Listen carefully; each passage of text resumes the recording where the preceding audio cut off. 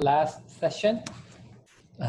So I will just start, and Professor Yun-Sang Lee will take over.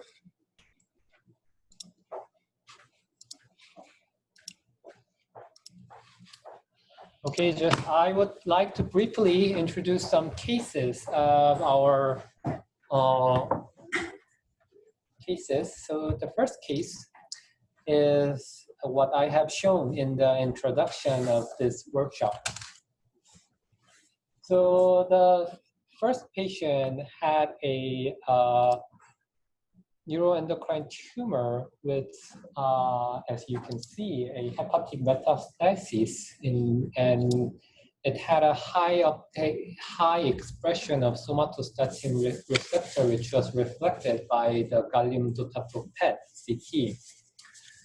And to do so, this patient underwent the lutetium dotatate therapy and had acquired a post-therapy lutetium dotatate scan. However, as you can see, the distribution of and the imagery is significantly different. And it seems like a bone scan rather than a lutetium dotatate scan.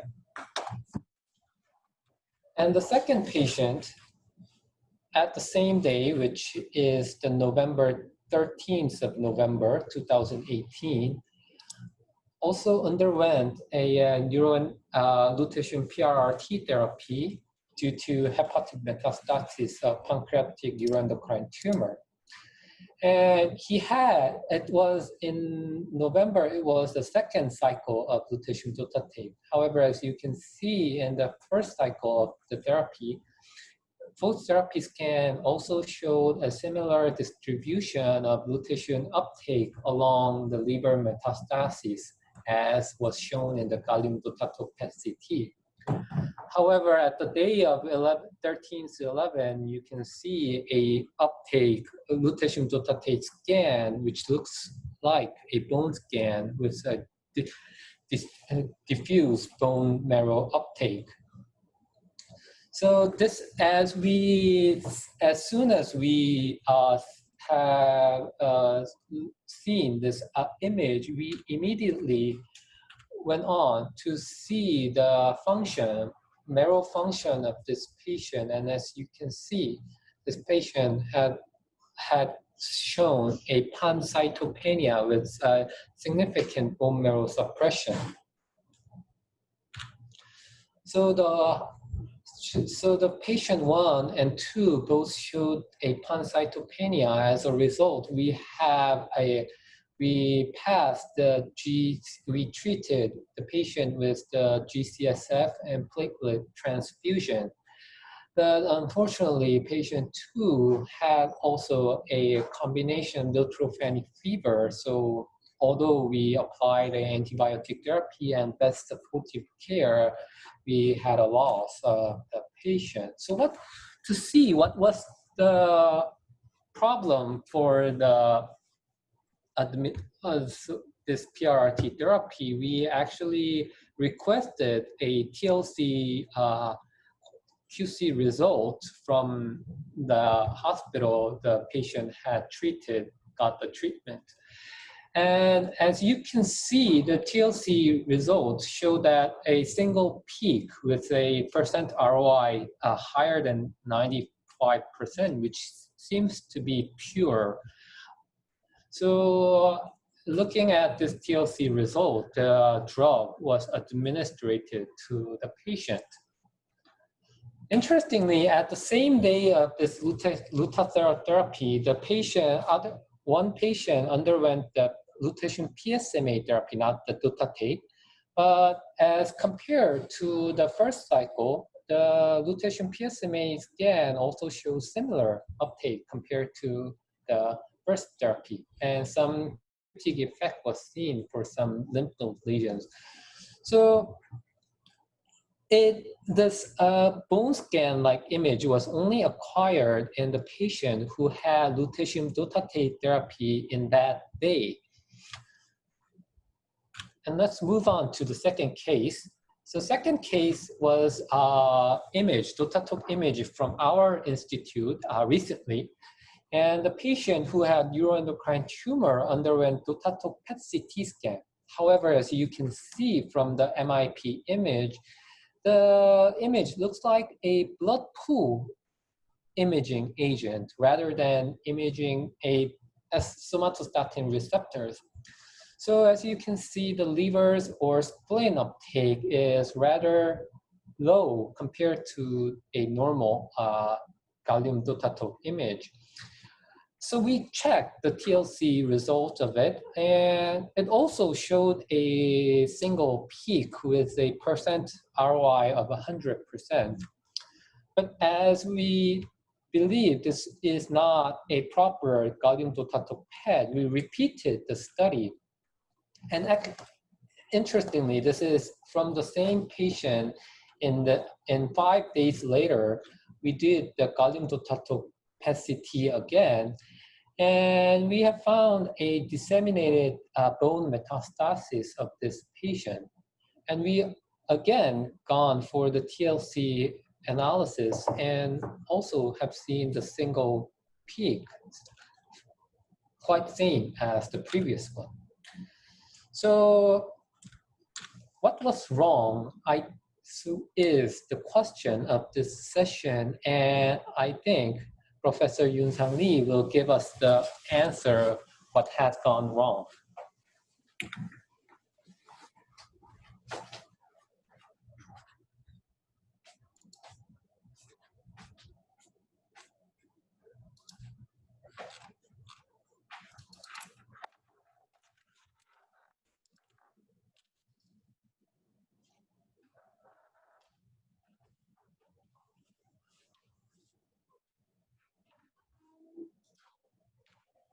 Okay, what was wrong? I think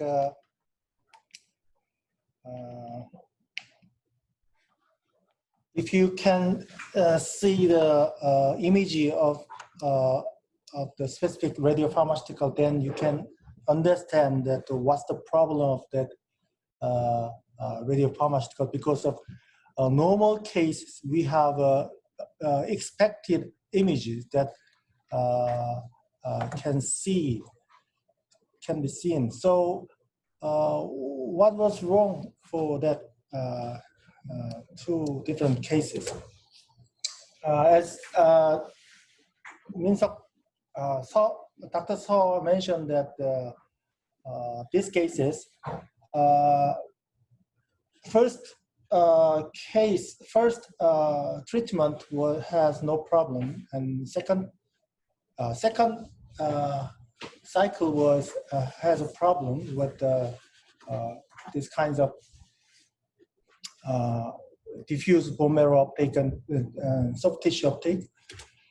So I got that image, and then they asked me that what's the problem of this image and that radiopharmaceutical. So we asked them to send the TLC spectrum of that compound. So we got this TLC result. So right up to that, we don't know the problem also. So after some time, we think that, okay, earlier one of the TLC of that rotation DOTATATE, please send us that earlier TLC result. So after that, they've sent the earlier TLC of rotation DOTATATE. So we think that this is the real rotation DOTATATE. This will be the free rotation form of the that TLC result. So then they said that okay, if that TLC has a problem, we should check all the procedure for that labeling conditions, and then finally they got found that heating machine has a problem, so heating process is not happen in the labeling condition. As you know, that the lutetium DOTA complexation is happened in around the boiling water boiling condition.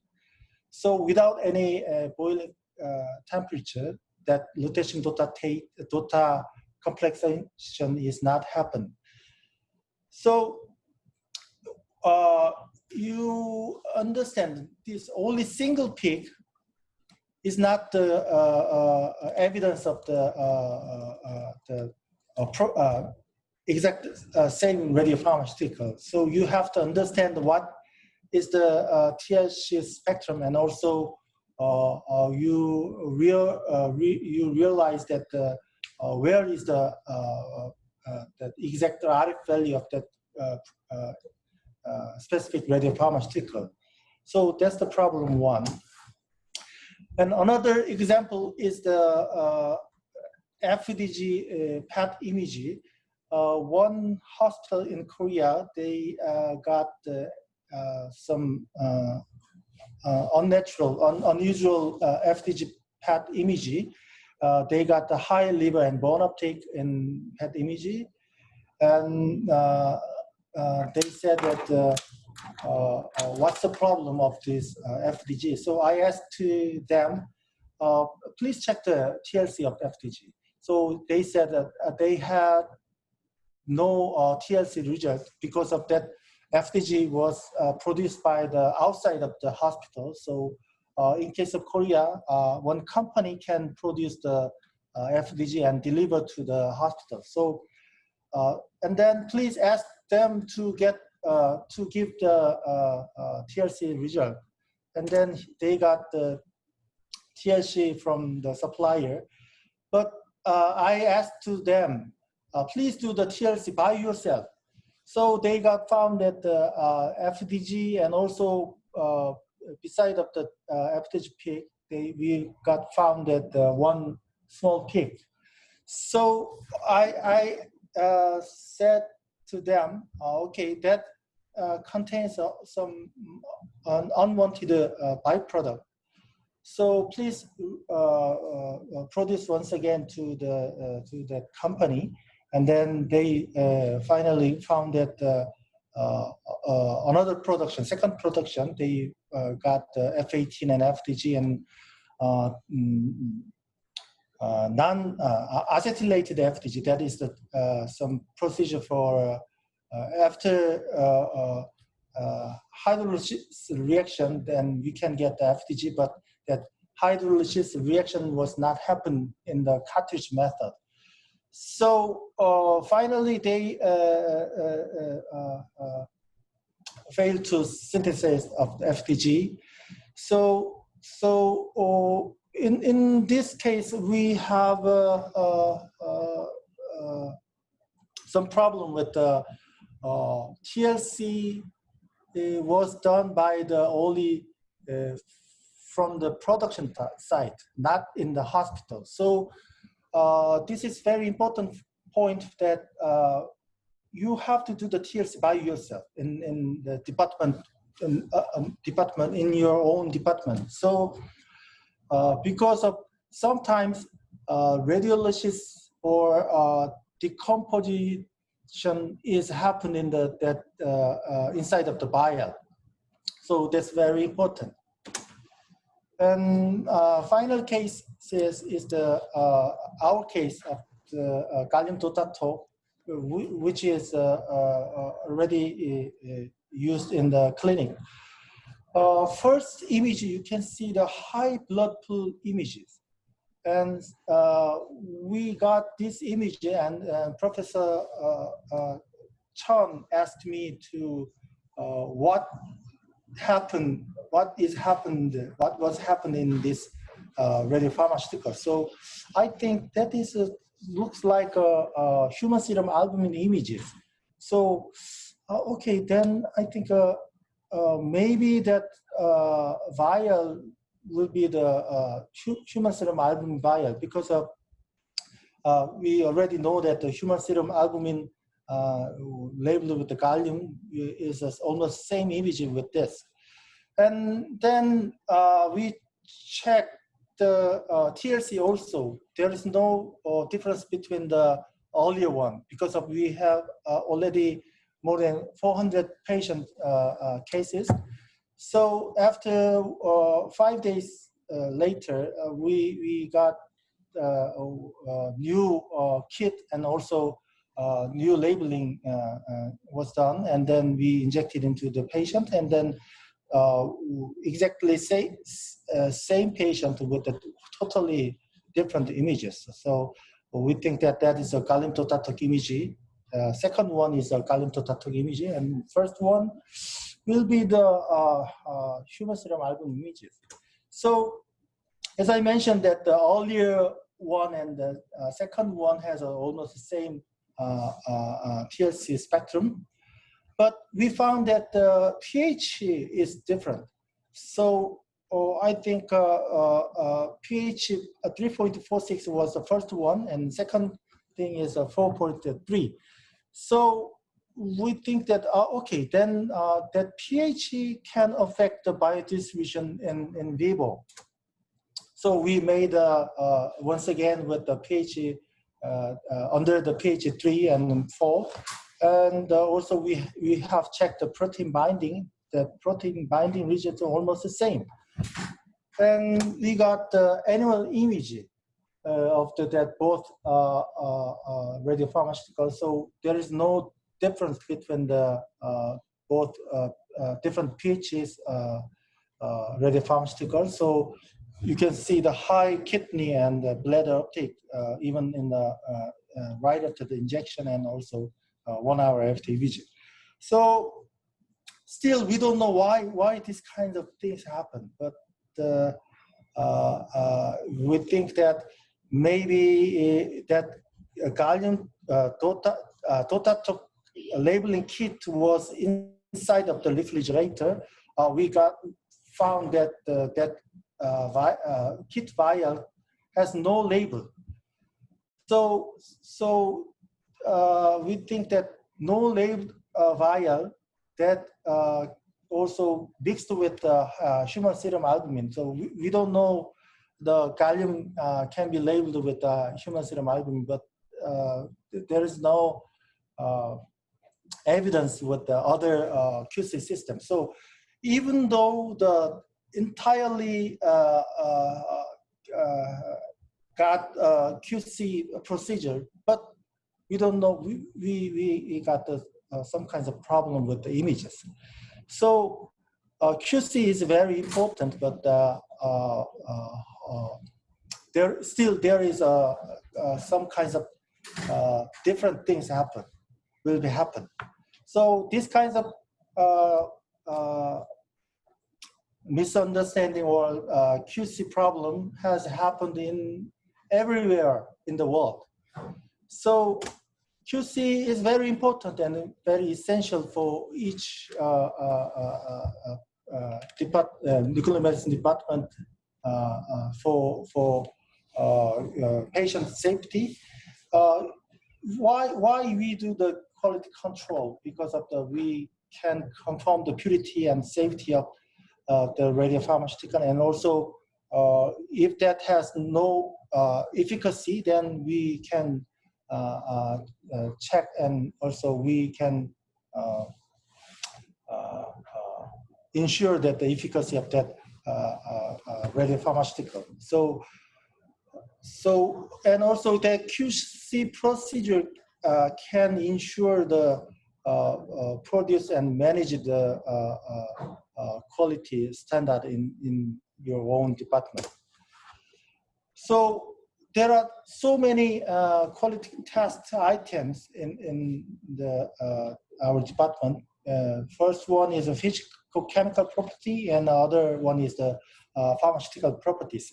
So physical chemical property, you have to check the appearance or color and pH, and also TLC is very important, and also another chemical purity check, chemical impurity checks, and also radionuclidic identity or radionuclidic purity has to be checked. And in case of radiopharmaceutical, because of that, radiopharmaceutical has a relatively short half-life. So we did Sterility or endotoxin test after the injection of that radiopharmaceutical. So we don't have any problem with the endotoxin or sterility test of the FDG since year of 1994. But still, we have done, we are doing every day the sterility test for FDG production. That is on that whole procedure is listed in the Korea Pharmacopoeia or USP 32 NF27. So in our department, we have a specialized quality control room contains these kinds of hot cell. So we did a radio TLC or other PTSD system that is related with the Kryptofix 222 is done in these kinds of hot cells. And other QC machine and for gas chromatography and HPLC machine is located in the outside of the that specialized room. And after the vialing, we can check the any turbid material or the color with a proper light under the proper light source. So we can check the color or turbidity of the vial. And also we have to check the pH with the pH strip or pH meter. So if you use the pH meter and then you can print out the pH result of the pH, then you can simply put the pH result in the QC datasheet. And as I mentioned, that TLC is very important, and also you have to understand that what's the mechanism of the TLC, because of the RF value can show the that is a characteristic of the some specific radiopharmaceutical. So if you put the origin of the TLC strip with that specific radiopharmaceutical, then you can develop with that developing solvent, and then you can see the where is the radiopharmaceutical is located in the TLC strip, and you can calculate with the RF value of that specific radiopharmaceutical. So just to draw the that radiopharmaceutical with the proper tool and then put into the TLC strip, we can develop with the, some specific chamber. So developing a solvent you can find in the textbook of the radiopharmaceutical. Then specific for a specific radiopharmaceutical you can find in kinds of mixture of the developing solvent. And after that, we can get the TLC chromatogram with the TLC scanner. And if you don't have a TLC scanner, just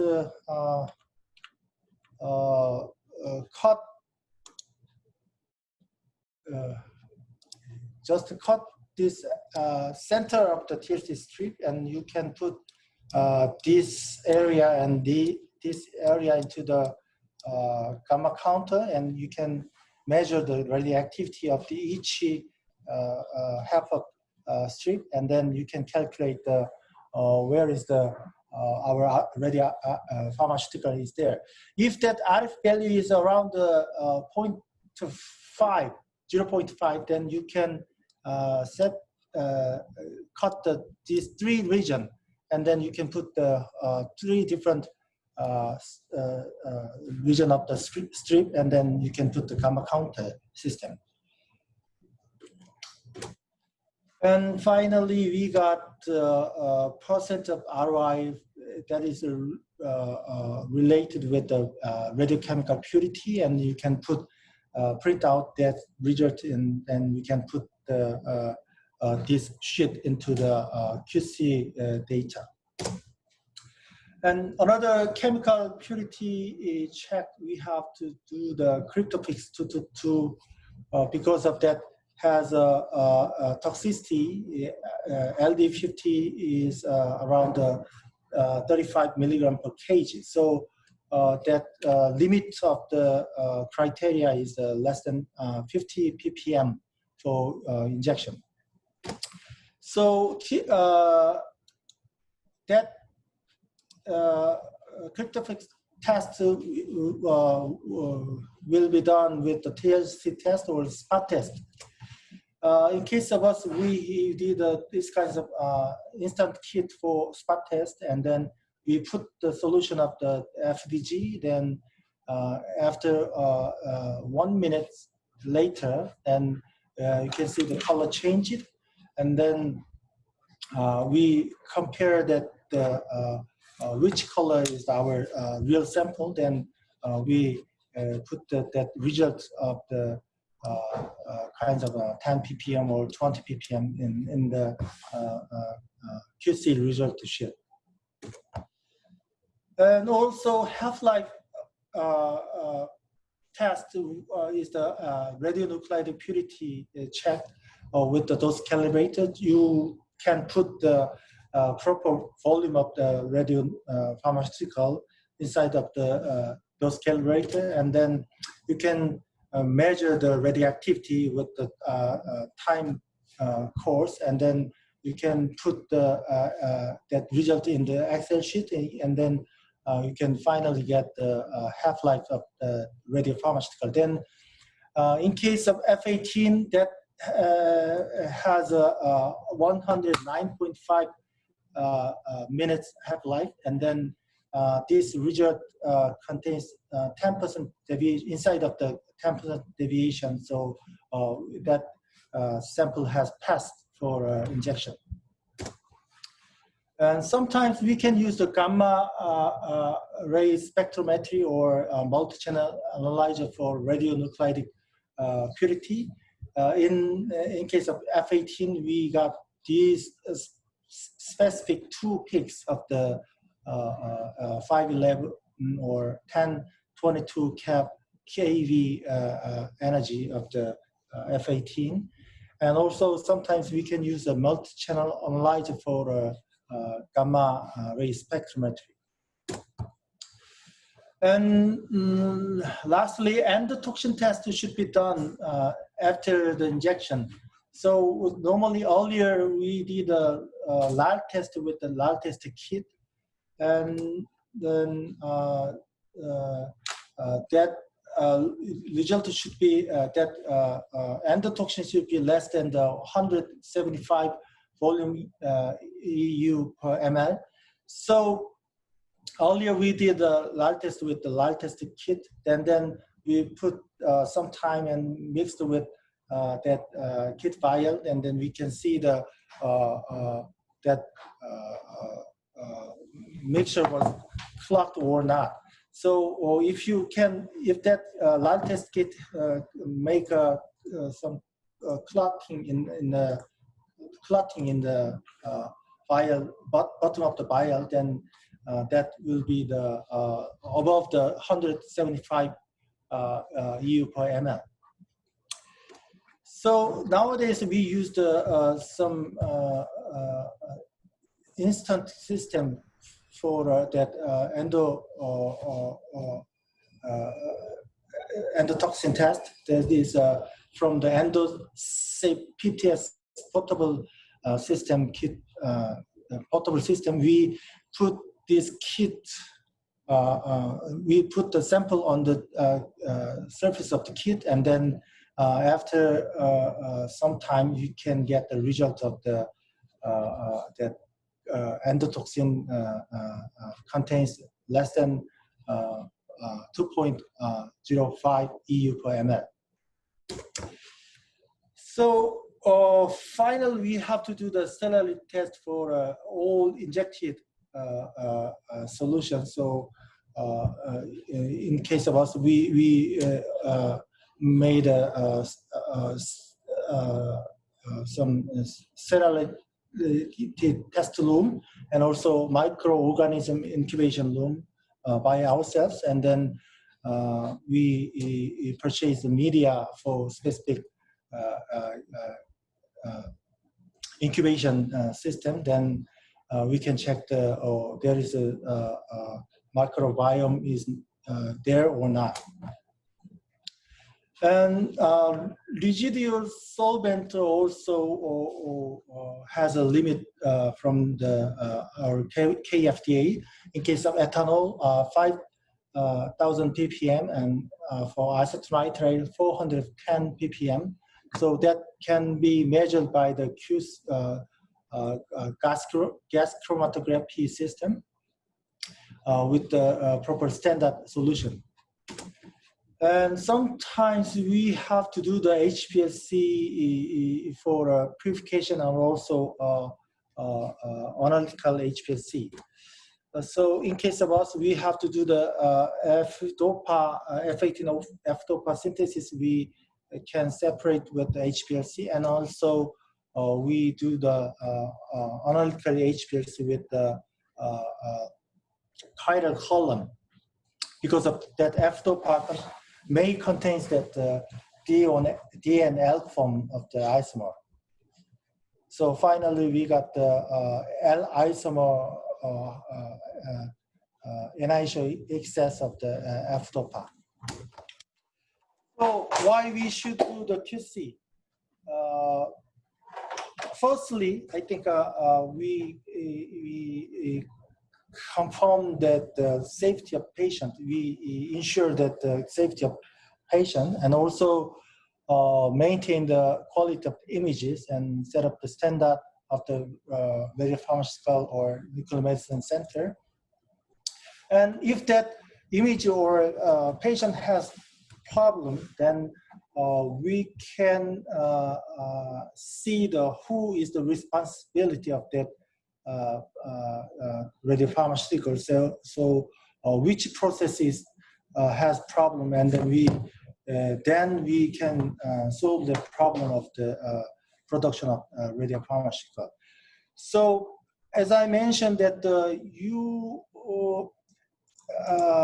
can do all the QC procedure, but if not, then you have to understand that how we can do the TLC, because of that RF value of that TLC is very important for information of that specific radiopharmaceutical. So and also you have to ask to them, anybody who can handle the radiopharmaceutical or making that radiopharmaceutical, you have to ask to please show that TLC. So you have to memorize that all your TLC result is same with this time. So TLC is very important, and also please do remember that earlier one and last one of the TLC result. Okay, this is the end of my presentation. Is there any comment or? Yeah, this is Lee. Yeah, so this is Lee. I found the value. I'm keenly interested in the opinion of Dr. Fakrurazi. So before just the posing more elaboration with my keen interest, I'd like to. Would you please stop sharing? Then I would just show you. Show all the participants. Most of them would be the physicians like me, and then I would just to show you the animation imaging here. So this is the first one. Anonymized, there is no information regarding the patient. And this is the situation of the patient. So please pay attention to the image and where are the metastases, even though it looks like a disseminated one. And please see that. And then Dr. Fakurati just told us that weird image.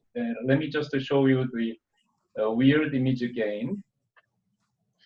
So everybody is agreeing that this case, this looks like a blood pool image, but really, don't you see the bone metastasis here? I see. So I have the first question to Dr. Scott. The neuroendocrine tumor of this patient, was it hypervascular, or what I mean is just the blood flow or blood volume? Actually, blood volume of the tumors, metastatic tumors, have had the increased one, or? I haven't checked the other images of this patient, but usually the neuroendocrine tumor is hypervascularized. So actually blood pool also can be seen in the lesions. Blood pool imaging can also visualize, lesions can be visualized by. Yeah, okay. So let me just explain, and then echoing the suggestion by Dr. Fakurati from Malaysia, before just answering the speculating the reason why, but because the third case, this case is not solved yet. So let me just explain the process of investigation. Dr. Chun, this patient was Dr. Chun's. So Dr. Chun, here in my department, and there are 5 physicians, faculty physicians. So after consulting Professor Yun Sang Lee, Professor Chun sent these images, actually the scout image, to all the faculty, including me. So from that point, I started my own investigation. Because I am the senior, the professor in my department, and I have depended upon the genii of Professor Jae Min Jung and also Yun Sang Lee. For the last 3 decades, I have not seen any image which had not been explained exactly. So we have seen many cases of unusual ones. However, this case is beyond my speculation.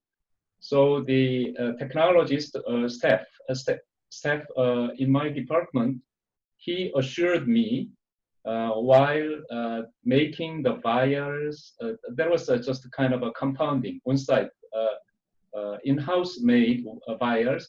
While making those vials, there had been no collateral production of human serum albumin vial or anything. So he guaranteed to me that he made the vials evenly and within the QC, the range. So those vials were transferred to the cyclotron production room. And then cyclotron's steps, I really trust them because they are really willing to discard anything, any vials, regardless of the cost. They just gave up those, even though the patients are waiting. So So they have done their own kind of, they follow their own protocol exactly. And the senior most technologist in cyclotron room is always the helping the new technologists who are just kind of rotating at that time. So that kind of human factor, I checked. The only the clue was just a difference between those two, radio chromatography. So actually, radio chromatography pH check is done twice before injection, and there is a kind of a allowed range of pH acidity, and it was within the recommended range. And then afterward, the next day, they explained to me on the phone and on investigation, my personal, the independent investigation, and they just guaranteed to me that the next day they are doing the pH measurement again using pH meter instead of the litmus paper. So they found a little difference, and it is just kind of a 4.7 or 3.5 or 4.5 or 3.7, just one pH, one order. But everybody knows that the pH difference of one order is the 10 times of the concentration of hydrogen plus ion. So that was the only clue. However, the images are the real, the evidence that there is a difference. And I don't buy the human serum albumin vial is contaminated. So that's the reason why I'm still, this case is the open, not cold case. So then Dr. Fakru, so sorry, I could not remember. And he or she just suggested that, what about the equivalence of the DOTA and peptide? If DOTA is, DOTA amount is higher than the expected, then pH would be a little bit lower because DOTA is an acid. So, and then is there any possibility to get the really weird the radiochromatography results, Professor Yunsang Lee?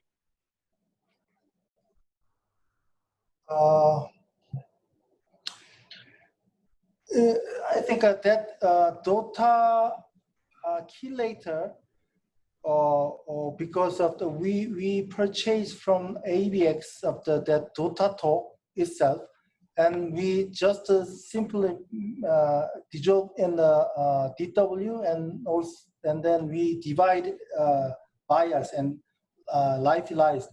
So there is no possibility to the DOTA is that DOTA is more quantity than the peptide. But if that DOTA has a higher concentration than the peptide, that will be that can affect the pH of the solution. So, but in our case, I think in case of gallium generator, we eluted with the 0.1 molar HCl solution. So that volume of that HCl solution can affect the final pH of the solution. So I assume that they eluted more than 1.6 ml of that gallium elution. So that's why our colleague showed us same procedure with the higher volume of that gallium eluted one, and low volume of gallium solution show the different pH, such as pH 3 and pH 4. So, but after that illusion, there is no difference between the labeling efficiency, and also we don't have any evidence with the animal imaging. So still we don't know. So my conclusion at that time, the 2 months ago, was just to reproduce the results in animal. So making the use of the same vial, and as was explained by Professor Yunsang Lee, the mixing with the excess amount of gallium. Was it gallium? Yeah. So yeah. Gallium from the generator, and then to find out if the pH, the acidity is just a little bit lower, and then finally, would it be just a kind of a showing the same similar blood volume image in animals? So there was kind of my the recommendation, but it was not the reproduced in animals, and I'd like to make sure that our previous 450 cases did not show anything with our routine procedure, and after that, still there is nothing the really abnormal. So we need, I think at this point, we need someone like Sherlock Holmes or Hercule Poirot by the Agatha Christie. We need just a chemist, the Sherlock. So, is there any the opinion, please, and your the suggestion to Professor Yunsang Lee? Then, when if we solve the problem, the reproduce in animals or the reproduce the radiochromatography, reproduce the pH, then you'd be invited to be a co-author of this kind of. Then we need to be narrow. We need to make the pH range narrow a little bit, or the amount of the gallium eluate should be just kind of included in cGMP. Why? Because we are allowed to do the compounding in addition to manufacturing. That's the kind of, in my opinion, best advantage of our nuclear medicine. And for therapy, especially therapy, it should be allowed if everything should be made by manufacturing procedure by the company, then it's beyond our capability to do any quality control or any development, any further progress to the future. So there is the kind of. Somebody chat to ask that is the only one case on that day. Only one case in entire our Korea of the gallium DOTATATE images. So more than 450 cases we have.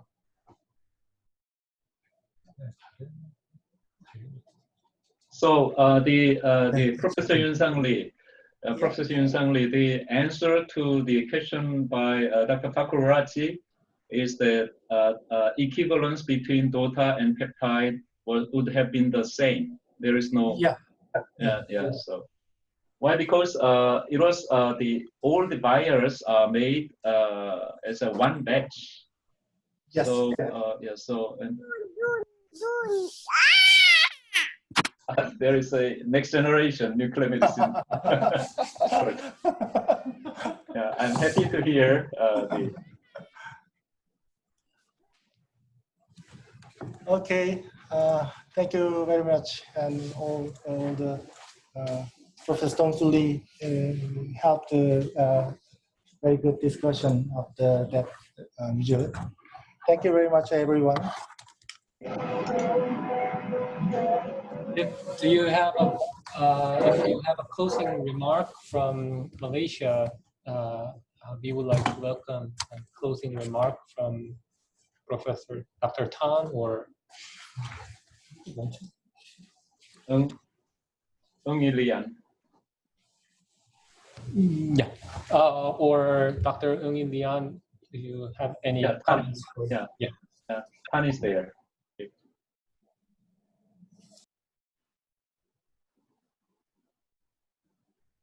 So please unmute. I think it is muted. Yeah, Professor Tan, please unmute. Okay.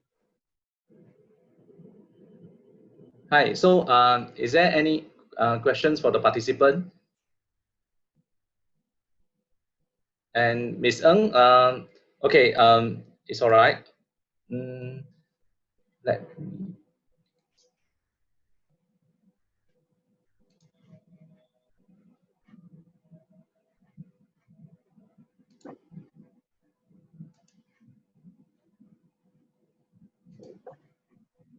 Can you see the share screen? I think you have not shared. Okay, yeah.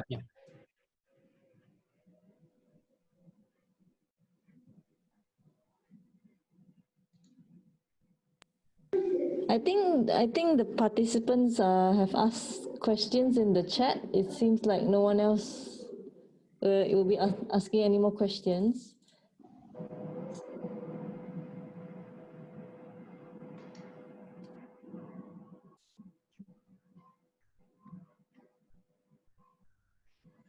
Any question from the participant?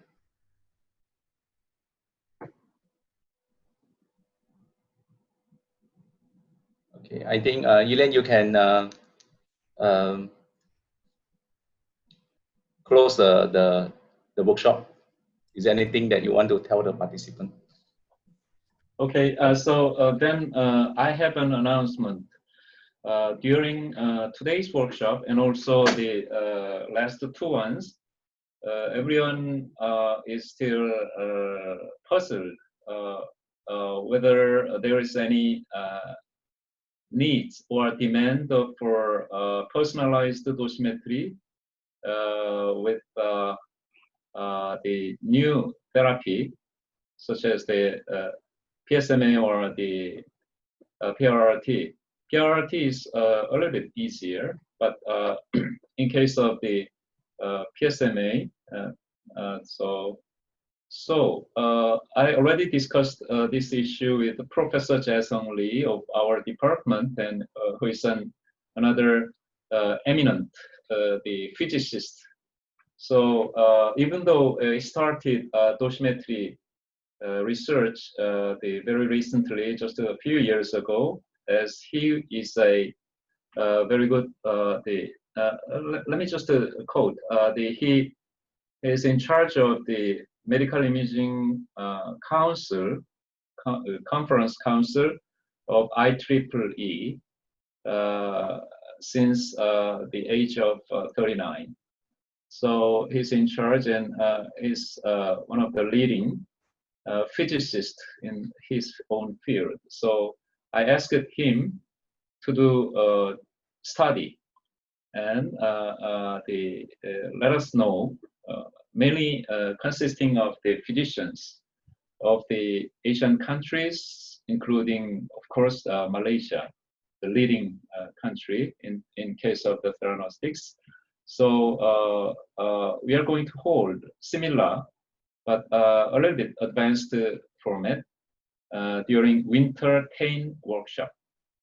So if you just kind of suggest some more details of the physics for theranostics, what you want to know or learn, or kind of suggest, then please.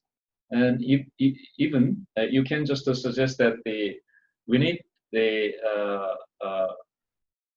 as one of the lecturer, we need, for example, David Ng of Singapore. Then please let me know. We can invite him. Why? Because there is no cost of the travel. So this is a virtual online one. So if you just kind of let us, and then next time with this similar project and kind of a virtual conference regarding the chemistry, maybe next summer, next year summer, then would you please just kind of recommend yourself for others from Malaysia to have a slot for talk? Then we can just combine.